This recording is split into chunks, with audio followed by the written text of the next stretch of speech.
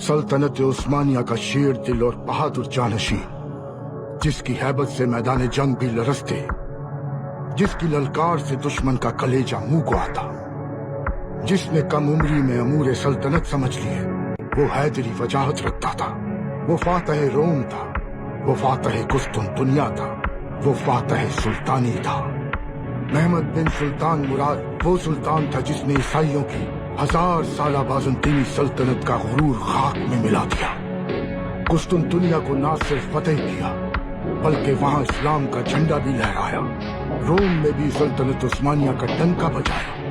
वो मर्द मुजाहिद नाकाबिल शिकस्त सुल्तान उर्फ आम में फातह सुल्तानी कहलाता। या अबू अयूब, लेकिन होगा कौन वो अमीर फातेह? अल्लाह जानता है, सिर्फ अल्लाह जानता है।